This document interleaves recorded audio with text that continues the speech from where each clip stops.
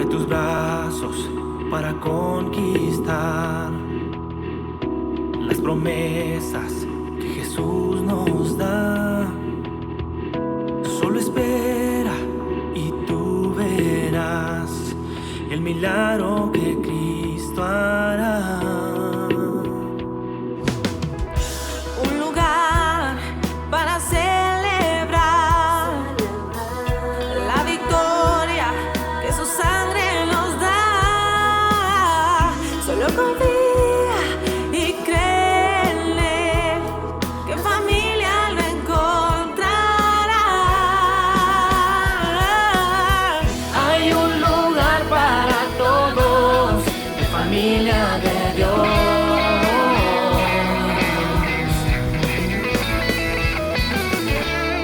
En familia de Dios.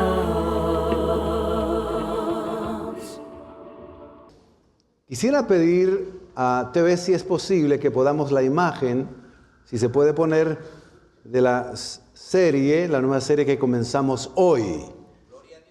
Hoy, en el mes de agosto, el primer domingo comenzaremos una serie que estaremos predicando, Dios mediante, en este servicio.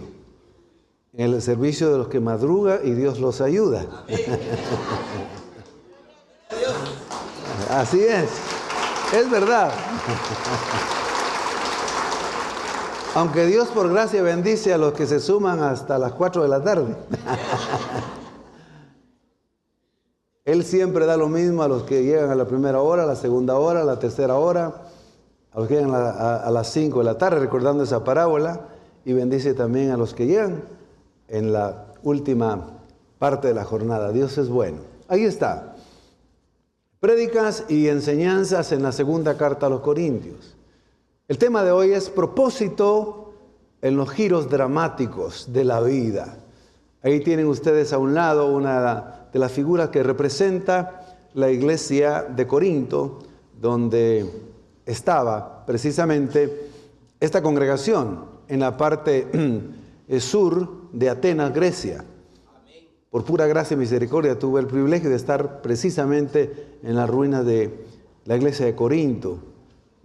Paisajes extraordinarios, y es conmovedor ver que hay allí todavía esas huellas donde hubo una iglesia que el Señor amó y salvó.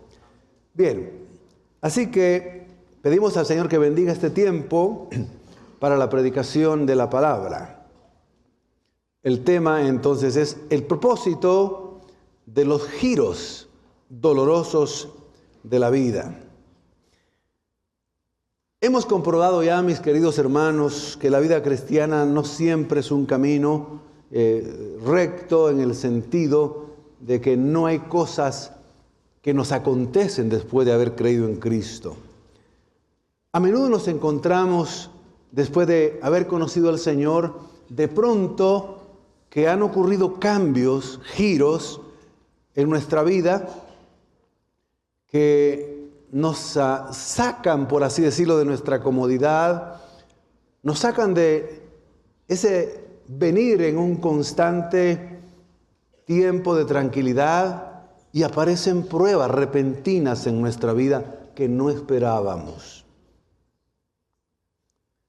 Estos giros, estos cambios pueden parecerse a veces a tormentas inesperadas o quizá a los temblores inesperados que no esperábamos hace unos 20 días, por ejemplo, aunque sabemos que Guatemala es un país sísmico, pero de pronto aparece un temblor, una especie como de terremoto que sacude nuestras vidas, a veces nuestra familia, a veces a nuestros hijos, a veces el área económica o cualquier otra área de la vida. Y de pronto humanamente vemos que aquello que parecía estar muy fuerte se sacude, se tambalea y pensamos, Señor, ¿y dónde estás tú ahora?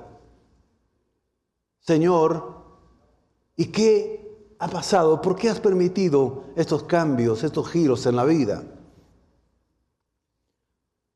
Uno vive y ha visto esa realidad de esos giros que muchas veces son dolorosos. Por ejemplo, todo va bien, como decía, y de pronto anuncian a un familiar, a alguien cercano a nosotros mismos, que nos diagnostican una enfermedad un poco complicada. De pronto nos encontramos con la realidad que un ser querido parte a la presencia del Señor, y a veces de manera un poco inesperada. Recuerdo que así ocurrió en nuestro caso, en mi familia, cuando mi padre, de manera repentina, por un accidente, murió. Ese es un giro dramático en la vida de una familia. De pronto mi mamá está viuda, nosotros estamos huérfanos de padre, aunque ya éramos mayores, mis hermanos y yo, pero ella no estaba. Las cosas tenían que reacomodarse y ver otras perspectivas. Uno puede ver incluso en acontecimientos que de pronto niños a veces pierden a su padre y se quedan huérfanos. Algunos, siendo creyentes, uno puede observar una familia incluso que no sea creyente, que de pronto se están divorciando, reciben una notificación formal de que el cónyuge está pidiendo el divorcio. Esos son cambios dramáticos en la vida, cambios fuertes. Alguien de pronto se ve involucrado en algo que no tenía que ver de manera directa, pero de pronto tiene una demanda penal.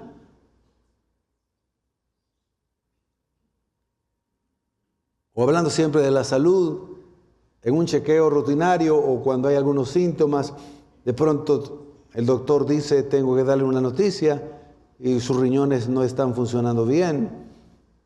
Parece que van a dejar de funcionar. Eso es un impacto que podemos recibir en la vida.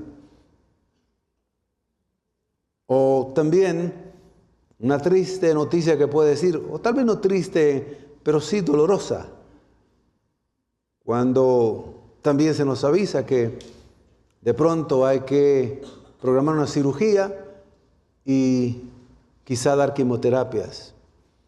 He visto cómo en los últimos años han abundado casos de esa naturaleza. Pero ese es un giro también que afecta a la familia, afecta el matrimonio, afecta a la economía, afecta a los hijos, afecta a todo el entorno. Una carta de despido laboral, cuando menos se espera. Una traición de alguien que está muy cercano a nosotros y de pronto nos traiciona. Y lo que siempre prometió y lo que siempre dijo que iba a estar con nosotros, de pronto no está y se va. Ese es otro giro. Una infidelidad descubierta, infidelidad de hecho, es algo muy doloroso. A partir de ahí se toma un giro donde hay que comenzar de nuevo y ver la posibilidad de restaurar un matrimonio.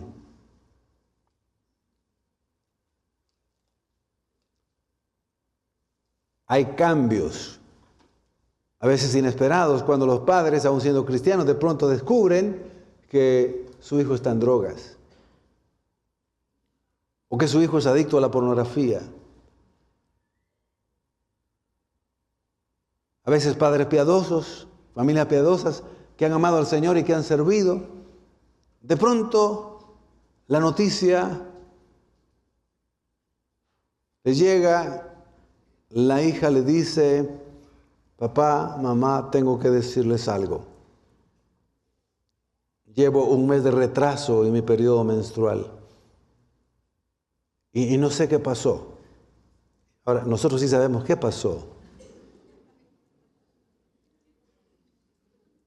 Pero eso es un impacto para aquellos padres que, habiendo cuidado a los hijos, habiendo cuidado a los varones, habiendo cuidado a las mujercitas, de pronto se nos dice eso. Y hay que enfrentar lo que viene. Hay que amar, hay que perdonar, hay que abrazar y decir, bueno, adelante, sigamos, si somos creyentes. Pero eso cambia la vida, cambia un poco la vida. O quizá bastante. Es ahí cuando Parece ser que se desmoronaran nuestros planes y nuestros proyectos y nuestro concepto de aquel Dios que nos cuida, que nos ama, que nos sostiene. De pronto entramos en duda, entramos en incertidumbre, nos sentimos en el aire y decir, ¿y ahora qué voy a hacer, Señor? Ahora, Señor, ¿qué va a pasar?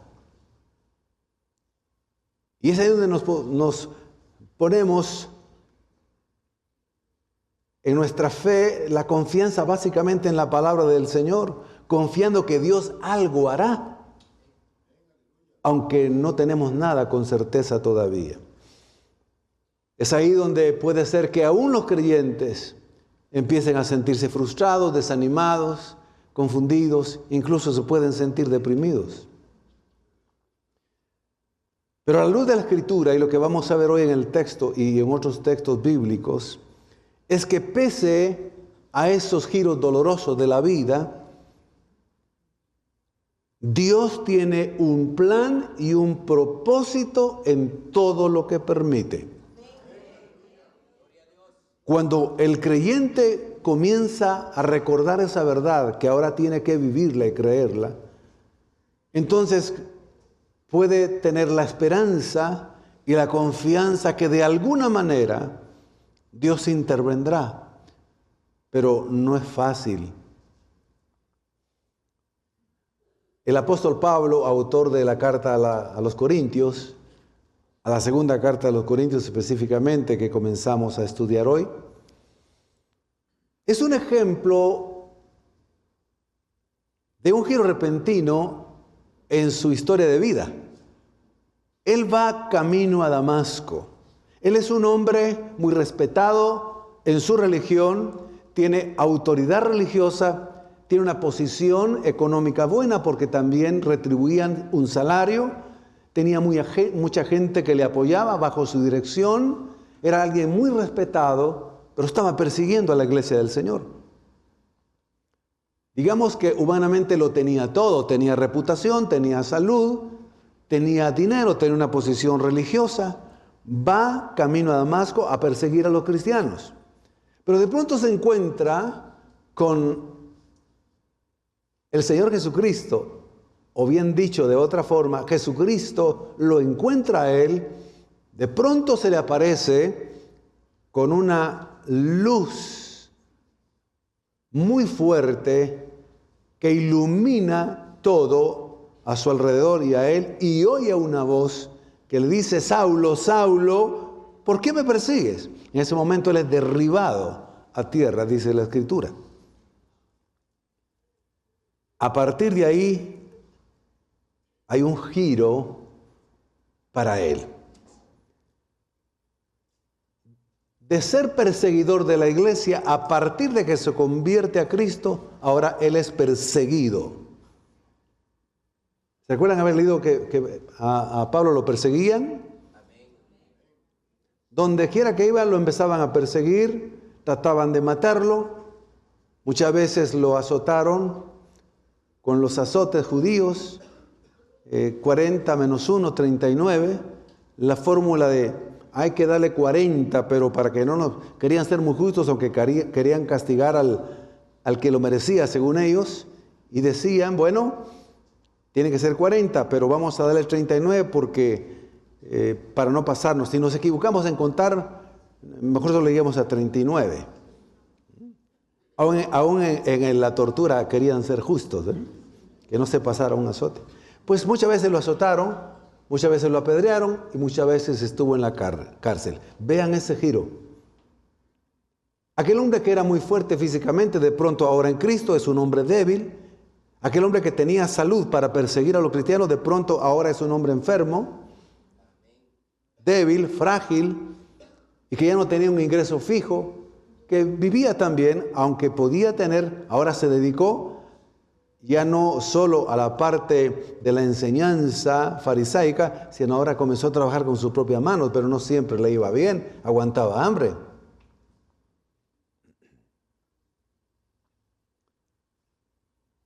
Sin embargo, el apóstol Pablo, que comenzó a experimentar que las aflicciones que él infringía o daba a los cristianos, ahora muchas aflicciones las está viviendo él. Pero él, en medio de todo, el Señor le muestra y le ilumina que estos cambios y estos dramáticos cambios y giros de la vida tienen un propósito divino. Él lo descubre. Y al descubrirlo, entonces él lo enseña a la iglesia para que comprendamos ese propósito que Dios tiene cuando permite que pasemos por esas situaciones difíciles. Vamos a leer, para comenzar, dos versículos y luego miraremos más textos para entender el propósito de los giros dolorosos en nuestra vida. 2 Corintios 1, 3, 4 en la Reina Valera contemporánea dice así: Bendito sea el Dios y Padre de nuestro Señor Jesucristo, Padre de misericordias y Dios de toda consolación, quien nos consuela en todas nuestras tribulaciones, en todos esos cambios difíciles que vienen a nuestra vida, en todas nuestras tribulaciones, para que también nosotros podamos consolar a los que están sufriendo, por medio de la consolación con que nosotros somos consolados. En este texto comenzamos a ver entonces, gracias por colocar el versículo, comenzamos a ver entonces el propósito de estos giros en nuestra vida. El primer propósito que encontramos en este texto, escuchemos bien, hermanos, lo que nos está aconteciendo en las distintas áreas de la vida y que han sido cambios que no esperábamos, es para que seamos consolados por el Dios de toda consolación. Para que aprendamos y recibamos un consuelo que quizá jamás habíamos sentido. Y vamos a entender bien qué es el consuelo que viene del Dios de toda consolación. Porque no es solo dar una palmadita y decirle ánimo, ya va a pasar. No, ese no es el consuelo de Dios. Es un consuelo extraordinario, maravilloso, que cuando se experimenta ese consuelo, literalmente estamos recibiendo espiritualmente un abrazo de nuestro Dios y Padre. Espiritualmente recibimos un abrazo de nuestro Señor Jesucristo, de nuestro Dios Espíritu Santo. Cuando el texto dice, bendito sea el Dios y Padre de nuestro Señor Jesucristo, el apóstol Pablo ya ha descrito, él ya ha padecido muchas tribulaciones, muchas dificultades, pero él ha aprendido a adorar y alabar a Dios en medio de esas circunstancias. Aquí es una expresión de acción de gracias, de adoración y de alabanza. Por eso expresa, bendito sea el Dios y Padre de nuestro Señor Jesucristo.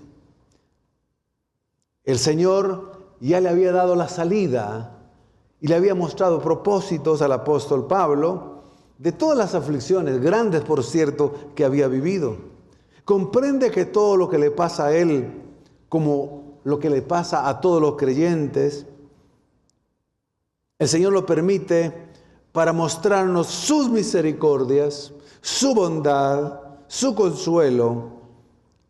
Y él comienza mencionando de paso el papel, la función de Dios Padre y de Dios Hijo.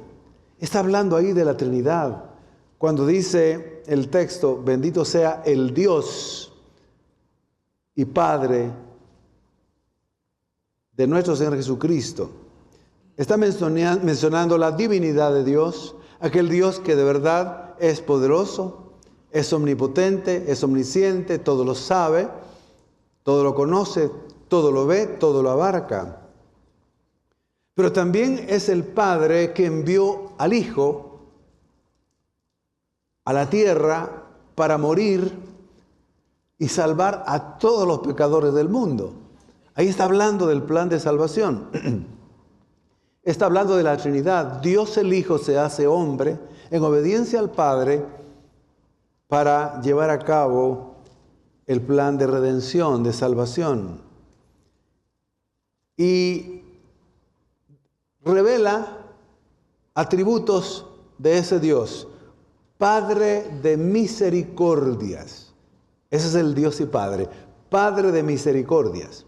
Y revela también que es el Dios de toda consolación. Ahora, ¿qué quiere decir eso? Padre de misericordias. El Dios en que hemos creído, el Dios que nos salvó, el Dios que nos amó,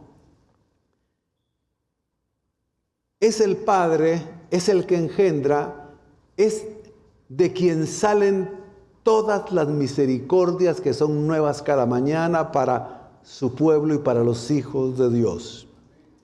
De Él brotan esa misericordia divina. No es misericordia humana. Él es el Padre de esas misericordias. Y está en plural, misericordias. Es decir, misericordias de todo tipo y para todo tipo de mostrar misericordia en las distintas pruebas y las distintas aflicciones de cada uno de los creyentes. Él es la fuente de la misericordia, que por cierto son muchas para sus hijos. Recordamos aquel texto precioso que dice que las misericordias del Señor son nuevas cada mañana, que su fidelidad es grande. Sí, muchas son las misericordias de Dios. Y por su misericordia, dice en el Antiguo Testamento, no hemos sido consumidos. Es más, se nos ha mostrado misericordia. La palabra misericordias, ¿sabe qué significa? Compasión. Es decir, desde lo más profundo del ser de Dios, tiene compasión por el que está sufriendo. Dios no es indiferente al cambio, al giro dramático que puede pasar en su vida, a los cambios que no esperábamos y que estamos sufriendo. Dios no es ajeno. Él tiene misericordia de usted, de su familia, de sus hijos y de lo que está pasando. Él le mostrará su misericordia todos los días de su vida. Todos los días de su vida. Significa que Él es el Padre de las piedades para el que incluso ha fallado y ha pecado. Recordando las palabras de David que dice: ten piedad de mí, oh Dios, conforme a la multitud de tus piedades. Borra mis rebeliones, borra mis pecados, límpiame de toda mi maldad y seré limpio. Purifícame y seré puro. Esa es la piedad, las piedades que muestra el Señor cuando estamos en esos cambios difíciles de la vida. La palabra misericordias también significa esa clemencia. La clemencia es tener piedad y compasión. Humanamente uno ha oído cuando algunas personas a lo largo de la historia han sido condenadas a ser fusiladas, a morir por sus delitos y piden clemencia, piden un indulto. Bueno, está la figura de, aunque nosotros merezcamos por nuestras decisiones también, porque muchas de las tribulaciones y los cambios que vienen en nuestra vida puede ser también por malas decisiones. Pero el Señor, en lugar de condenarnos, nos va a mostrar su clemencia. Va a tener clemencia de nosotros y va a decir: esto se merecía, pero yo le voy a dar no lo que se merece, le voy a dar mi gracia, mi amor, mi compasión y mis misericordias cubrirán sus equivocaciones. Es decir, clemencias que sobrepasan las aflicciones. La palabra misericordia viene de una palabra latina. También hay una palabra griega, pero la palabra latina que más conocemos es interesante. Viene de dos palabras: miser, que quiere decir desdichado, y cor, Es la abreviatura de corazón. Entonces, Él es el Padre de los desdichados de corazón cuando se sienten así por lo que están sufriendo. Él es el Padre de los que tienen un corazón destrozado y que va a cuidar y reparar y restaurar ese corazón quebrantado. Él es misericordioso. Es una inclinación amorosa del Señor por aquellos que están pasando por dificultades y tienen una desdicha por sus aflicciones. Cuando el texto dice Dios de toda consolación, ya hemos oído en el Antiguo Testamento, en el libro de Isaías, cuando Él dice, yo seré su consolador, yo seré el que los consuele en sus aflicciones, en sus tribulaciones. Él habla ya de ser un Dios de toda consolación. En griego la palabra consolación, paráclesis, significa toda clase de consuelo, toda clase de consejo tierno, toda clase de ánimo amoroso y compasivo. Es todo socorro que con ternura ofrece al que está pasando esos cambios difíciles que hemos venido hablando. Es esa ayuda oportuna para los que sufren. Cuando Él dice que es el Dios de toda consolación, es el Dios que nos da bienestar, calor, ternura y amor cuando sufrimos. Es lo que dice el texto. Cuando dice que es el Dios de todas, dice, nuestra consolación. Veamos ahora 2 Corintios 1:4 en la primera parte. Vamos a ver. Sí. Dice así. Estamos hablando de ese Dios de toda consolación, Padre de misericordias, quien nos consuela en todas nuestras tribulaciones.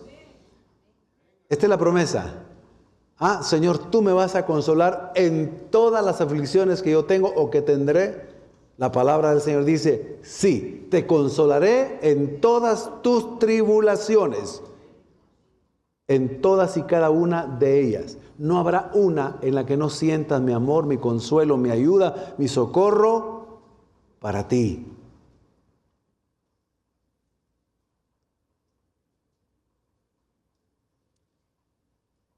¿Qué es la palabra tribulación en griego? La palabra tribulación es muy bíblica.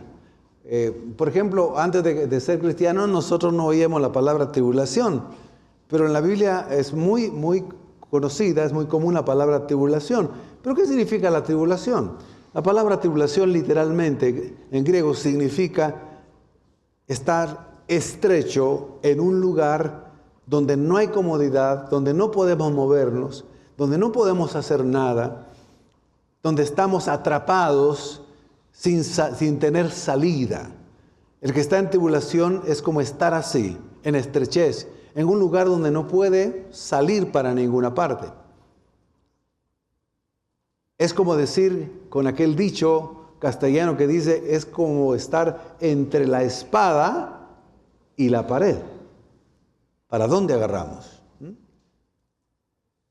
Pero Él dice, no importa que te encuentres en un lugar estrecho donde no sabes qué hacer, donde te sientes como desamparado, donde no puedes hacer nada, te sientes como entre la espada y la pared, no te preocupes, porque yo soy quien te consuelo en esas tribulaciones. Y te sacaré de ese lugar y te pondré en un lugar espacioso. Es lo que dice uno de los textos del Antiguo Testamento. Es sacarnos abundancia. Es lo que viene después. Ahora, mientras estamos ahí es muy doloroso. Es una prueba difícil.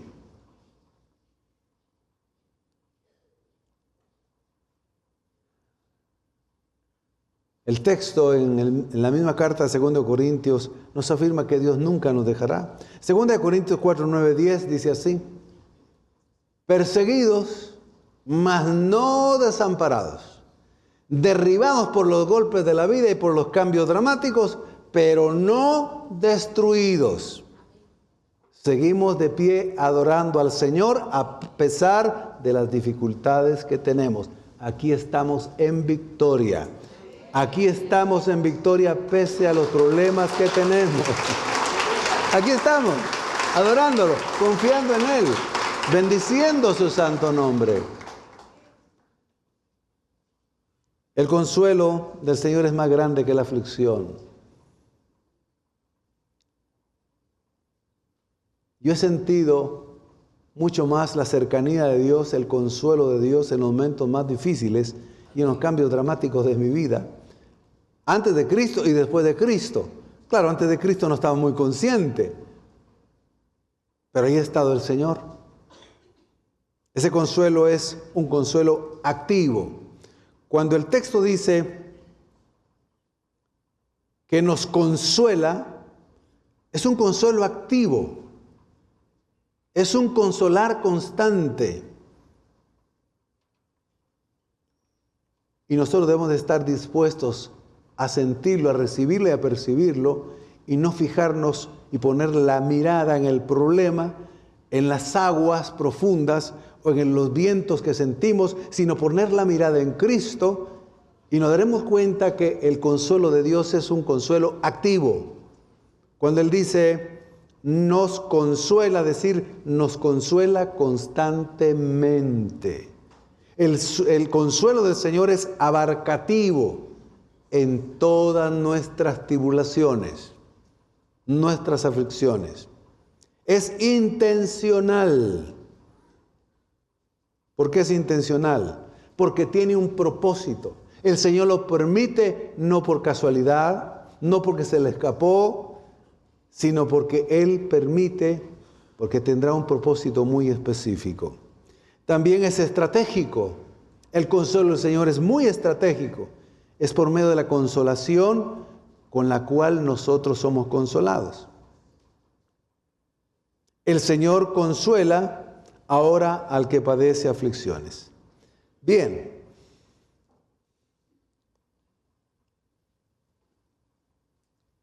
Entonces,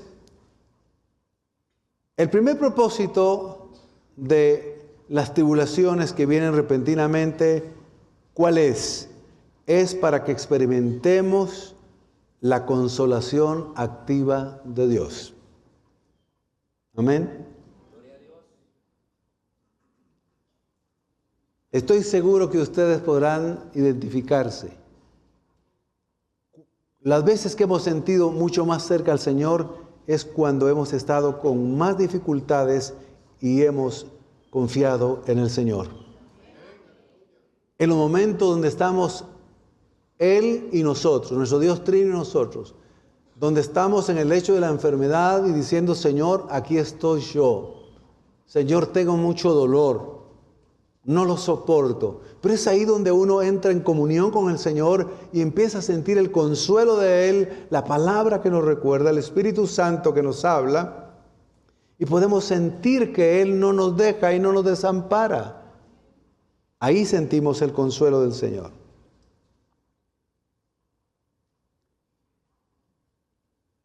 En los momentos en que no sabemos qué hacer, yo recuerdo una oportunidad hace muchos años donde tenía que tomar una decisión importante para mi vida, siendo ya cristiano, estando casado, teniendo ya nuestras hijas con mi esposa, y de verdad me entró una situación de duda y un poco de desánimo. Señor, he probado aquí, he hecho esto, pero no veo nada. Y lloraba delante del Señor. A solas me postraba en la sala del apartamento donde vivíamos en ese entonces y lloraba delante de Él. Escuchaba algunas alabanzas y lloraba y lloraba.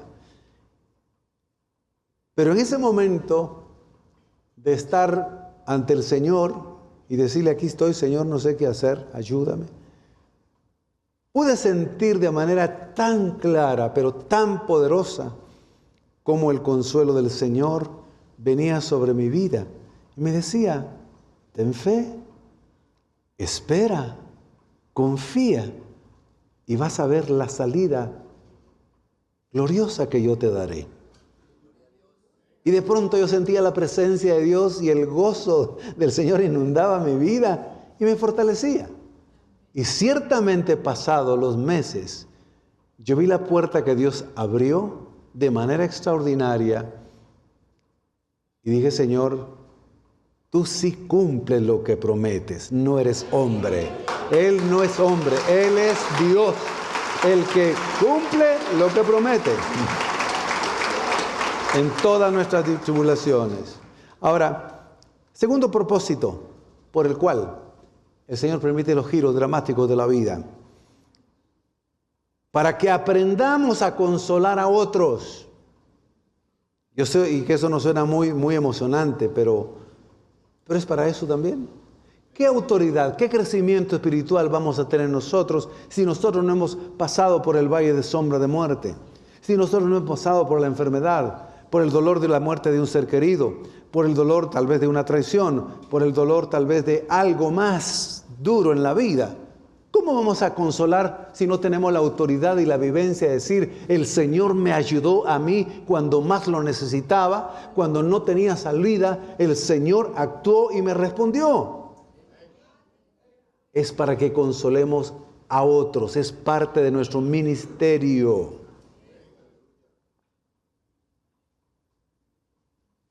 Para que aprendamos a consolar a los que sufren. 2 Corintios 1:4 en la segunda parte dice así: para que podamos también nosotros consolar a los que están, ¿en qué dice? Cualquier tribulación. El Señor quiere que seamos experimentados en aconsejar, pero no por teoría, sino porque pasamos diversas tribulaciones, mi querido hermano. Yo sé que ese evangelio no se predica mucho, pero este es el evangelio de la palabra de Dios. Hay otro evangelio más bonito que dicen que todo debe estar bien, que todo debe ir para adelante, que todo debe ser un éxito. Ya han oído ustedes de ese evangelio, que tenemos que tener siempre el poder, la unción, la prosperidad, que no debemos enfermarnos, de que todo debe ir bien. Ese evangelio no existe. No existe. El evangelio es el que predicó Pablo, es el que enseñó Jesucristo, los apóstoles, y es el que vivimos nosotros. Así que también es para que consolemos a otros, para que podamos, vea el texto, para que también nosotros podamos consolar, para que también podamos, ¿sabe qué quiere decir? Para que tengamos la potencia, para que tengamos la experiencia vivida y la autoridad adquirida. Si el Señor a usted lo ha sanado de manera milagrosa, sin medicina, o usando incluso medicina, pero lo ha sanado, usted tiene la autoridad para consolar a otro que está enfermo. Yo puedo decirle a alguien que de verdad Dios sana milagrosamente. Lo he testificado en otras ocasiones. Yo he experimentado 2 sanidades en mi vida de manera divina, sin medicina, divina. No puedo negarlo. Puedo aconsejar. También en algunas ocasiones el Señor me ha sanado usando medicina. Por la gracia de Dios hasta aquí no han sido enfermedades crónicas o complicadas. Dios ha sido bueno. Pero, ¿cómo podemos aconsejar a alguien si no pasamos por la tribulación?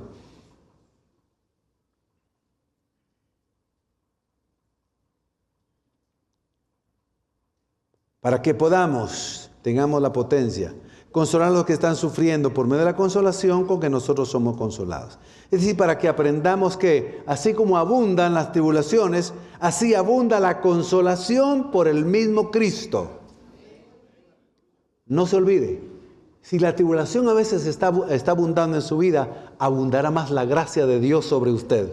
Abundará más la gracia y la consolación. Va a ser un cristiano experimentado. Va a ser un cristiano y creyente no de doble ánimo. Va a creer en el Señor porque ha vivido las experiencias pasadas de que Dios no lo ha dejado y no lo ha desamparado y no lo hará.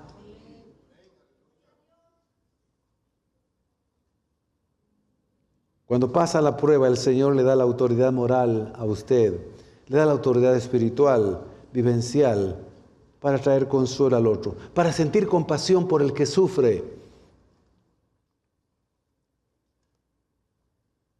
Y el tercer propósito de los giros dramáticos de la vida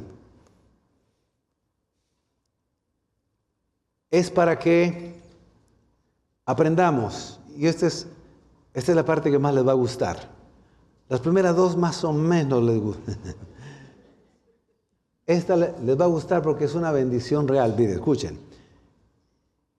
El tercer propósito es para que en medio de los giros o las pruebas dolorosas que vienen en nuestra vida, comprendamos que nos preparan para otros giros de gran bendición para nosotros. Ese es el propósito de las pruebas. Es el propósito de las tribulaciones, de esos cambios. Que si no ocurrieran esas cuestiones, esas situaciones difíciles, no nos prepararía el Señor para algo más grande y poderoso y de bendición. Voy a darle algunos ejemplos bíblicos. José, caso muy conocido, José de Egipto. Todo iba bien, era un niño amado, un joven amado, era un joven protegido, tenía ropa, tenía comida, tenía ropa especial, pero de pronto hay un giro en su vida. El rechazo y la traición de los hermanos, la esclavitud, la cárcel. La cárcel, lo estoy diciendo rápido, pero fueron cambios durísimos para él. Rechazo de los hermanos, traición de los hermanos, lo venden los hermanos, la cárcel. Son cambios terribles y dramáticos. Pero ¿sabe por qué estaba permitiendo eso el Señor? Para que luego hubiera un giro de extraordinaria bendición para él. Para que él llegara a ser el segundo hombre más importante de todo el mundo y salvara de la muerte, de la hambruna, a su propio pueblo hebreo y al pueblo de Egipto. Era para levantarlo y ponerlo en eminencia. Ese es un giro de bendición, pero antes hay que pasar por tribulación. O por las pruebas. Moisés, todo bien en el palacio.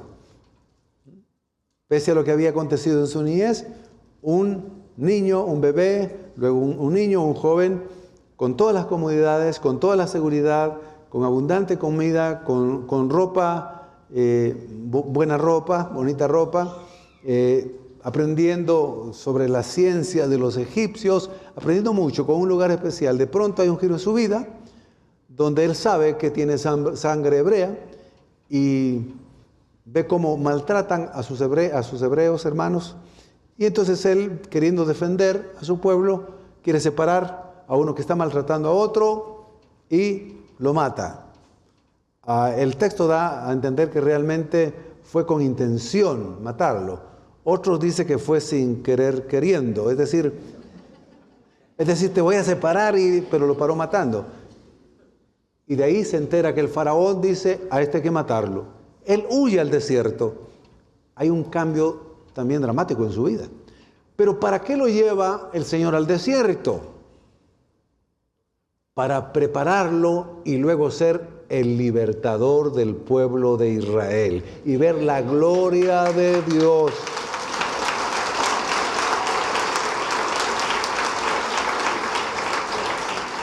Esther, aquella mujer judía.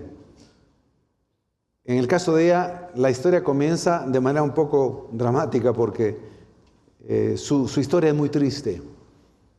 Se queda huérfana de padre y de madre a muy temprana edad. Luego la llevan exilada a otra nación. La tienen como una esclava. Ella es muy hermosa, es muy preciosa físicamente. Pero Dios está permitiendo en la vida de ella una tribulación que más adelante va a servir para que ella misma sea un instrumento de Dios para libertar al propio pueblo judío. Ella sería, en el momento oportuno, en el tiempo preciso, la mujer que Dios usaría para entrar con el rey que había dado emitido un edicto de eliminación por completo, eliminar completamente a los judíos. Y ella, siendo escogida por el Señor, es elegida como reina por su belleza y porque tenía la gracia de Dios, porque era el momento de Dios, Él la elige. Y el plan que tenían los enemigos de exterminar a todo el pueblo judío, incluyéndola a ella, para exactamente siendo al revés. Aquellos enemigos, comenzando con uno de sus enemigos, es ahorcado, ya no se cumple el edicto de exterminación y el pueblo judío no es tocado y hay una gran victoria. Pero Dios la preparó con orfandad, la preparó siendo llevada a un país extranjero para que después tuviera un giro de bendición y quedara en la historia como una mujer que Dios usó para libertar al pueblo de Israel. El caso clásico de Job, todo iba bien. De pronto, giros dramáticos en su vida. En un solo día pierde todo.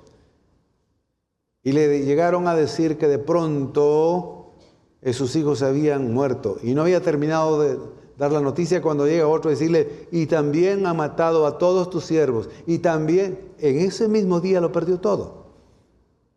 Pero ¿por qué Dios permite el sufrimiento de Job? Lo sabemos.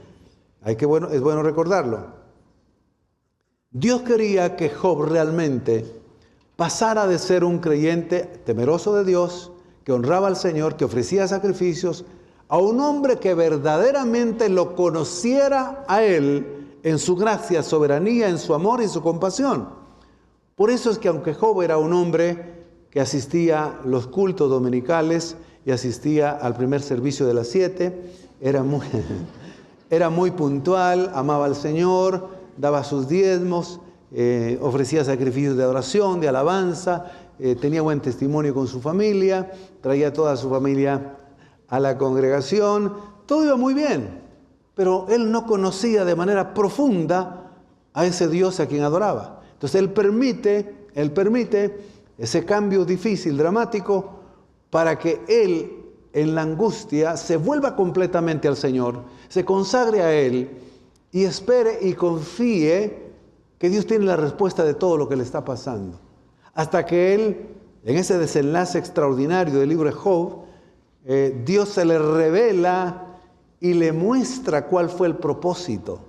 Y le dice, Job, tú no sabes todavía mucho, yo te he preguntado, y le hizo como 100 preguntas y no le contesta ni una sola, y le dice, ahora quiero que conozcas realmente quién soy yo. Y cuando él termina de explicarle y revelarle quién es ese Dios amoroso, compasivo, que permite el sufrimiento, pero más grande es el consuelo, entonces dice que Job se postró, se adoró y dijo, me arrepiento en polvo y ceniza.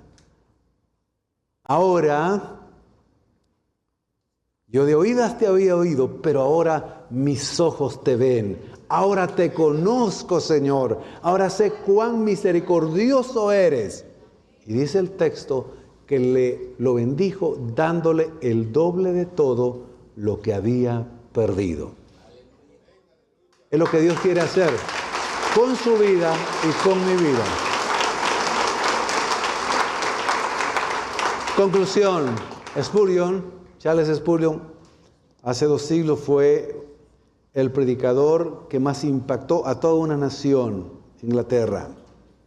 Un hombre que predicaba a 10,000 personas en un santuario que le llamaba el tabernáculo. Predicaba sin micrófono. Pero este hombre, el Señor permitió muchos cambios dramáticos en su vida desde el principio. Cambios en su salud. Era un hombre muy enfermizo. Era un hombre muy débil. Era un hombre que se deprimía ocasionalmente. Él era depresivo. Pero cuando más débil era él humanamente, más fuerte era en el Señor. El Señor tenía un plan y un propósito para él. Ser uno de los hombres que Dios usaría más para que cientos y miles se convirtieran en Inglaterra y que su testimonio quedara para la posteridad y fortalecer a otros con su testimonio. En una de sus luchas más fuertes, un cambio muy brusco en su ministerio, habiendo crecido mucho y construyen un santuario para 10,000 personas, de pronto ese santuario se incendia. Y todos los que están, porque tenían especie de mezanines, empiezan a salir y es como una estampida, ¿verdad? Que se salen todos queriendo escapar del incendio y mueren cientos de personas. Él quedó devastado. Pero él dice, el Señor lo bendijo, lo restauró y el ministerio creció después de esa situación. Pero él dijo en una ocasión, nunca aprendí tanto de Dios como en los días en que la muerte parecía tocar mi puerta cada mañana. En muchas ocasiones él estuvo a punto de morir. Padecía de una gota dolorosa, tenía problemas también con sus riñones, tenía problemas con su corazón y había días que no se podía levantar y el dolor era intenso. Y por eso él dice, nunca aprendí tanto de Dios como en los días en que la muerte parecía tocar mi puerta cada día. Por eso que el ministerio de Spurgeon no fue tan grande porque él fuera muy fuerte, sino porque en su debilidad Cristo lo hacía fuerte. Es lo que a Pablo le pasó. Cuando somos débiles, somos fuertes en el Señor. Así que su vida, la vida de Spurgeon, nos enseña que el Señor no desprecia corazones quebrantados en los giros de la vida y que la gracia de Dios es más grande y suficiente cuando la vida parece que está rota. El Señor la restaurará y dará más vigor al que está necesitado. Él es bueno. Pongámonos de pie.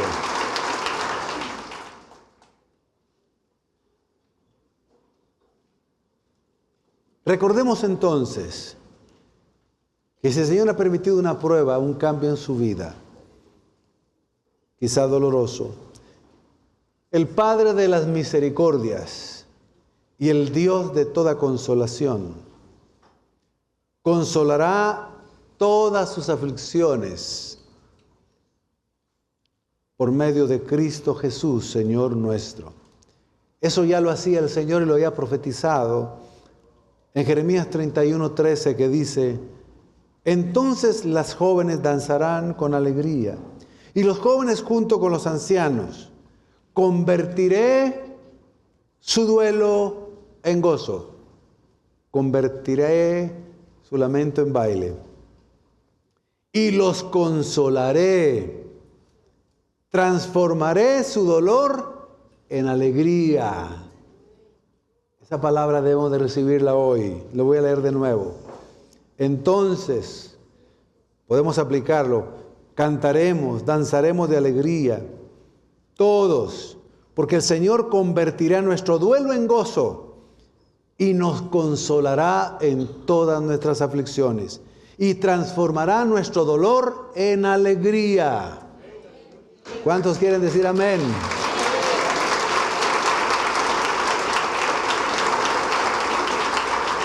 Estemos seguros con esta palabra que el propósito que el Señor tiene es usar para bien los cambios que vienen a nuestra vida para darnos un giro de bendición después. Salmos 30:11. Tú cambias mis lágrimas en danza. Me quitas la tristeza y me rodeas de alegría. Hermanos, cuando nos convertimos a Cristo, ese fue un giro de la vida extraordinario. Muchos de nosotros llegamos a Cristo con grandes problemas.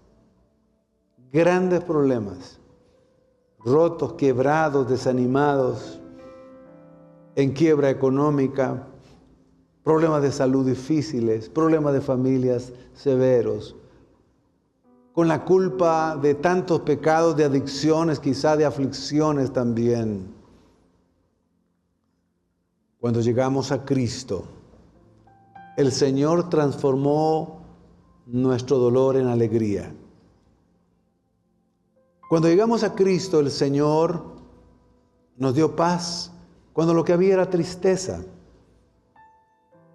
Y esos ciclos se seguirán repitiendo. Cada vez que hay una prueba, el Señor la cambiará en gozo y alegría.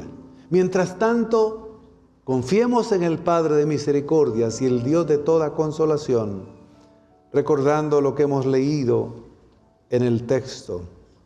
Bendito sea el Dios y Padre de nuestro Señor Jesucristo, Padre de misericordias y Dios de toda consolación, quien nos consuela en todas nuestras tribulaciones, para que también nosotros podamos consolar a los que están sufriendo por medio de la consolación con que nosotros somos consolados.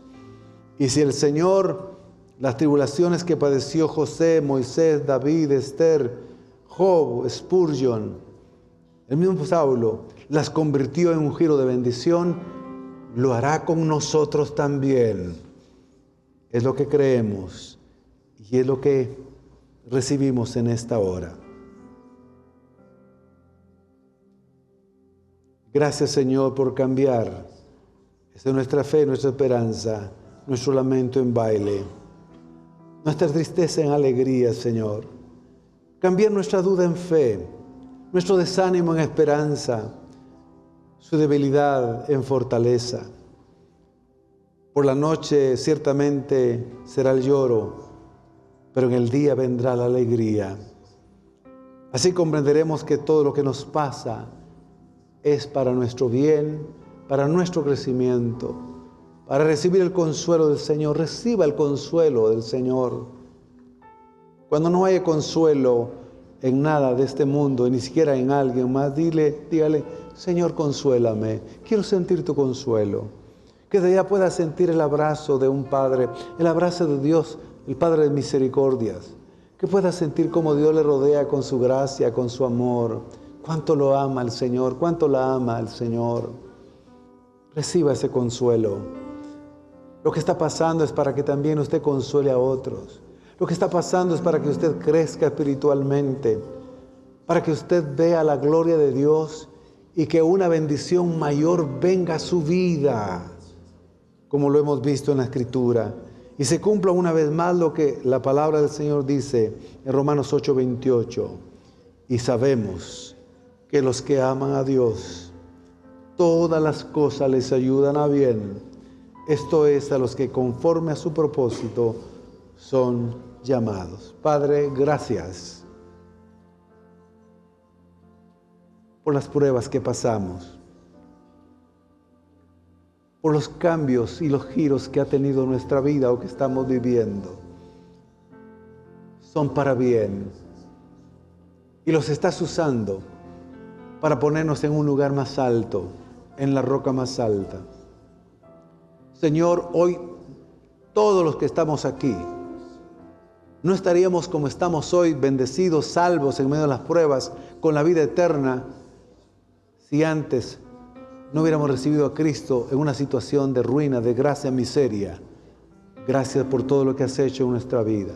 A ti te damos toda la gloria y toda la honra, Padre de misericordias y Dios de toda consolación. Amén y amén. Bendito sea el nombre del Señor. Gracias. Reciba esa palabra, reciba ese consuelo, reciba para usted esta promesa. Y si hay alguien que necesita recibir a Cristo y ser salvo, porque no tiene ese consuelo, no tiene esa misericordia, no es salvo, diga conmigo esta oración de fe. Creo en ti, Jesucristo. Creo en ti, oh Dios, Padre de misericordias y Dios de toda consolación. Soy pecador, me arrepiento de todos mis pecados. Vengo a ti, Señor, con mis pecados.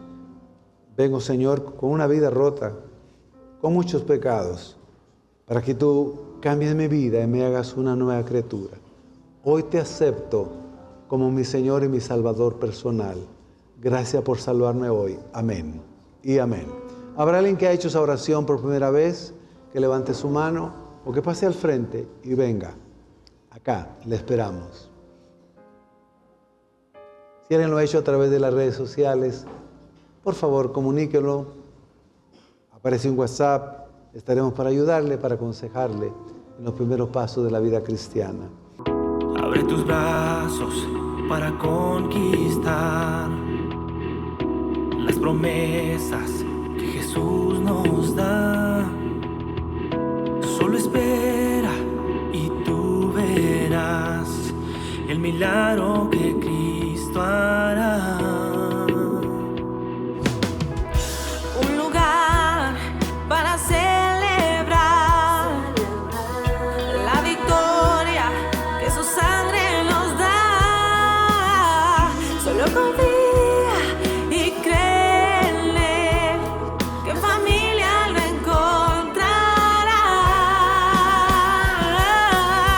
Hay un lugar para todos, en familia de Dios.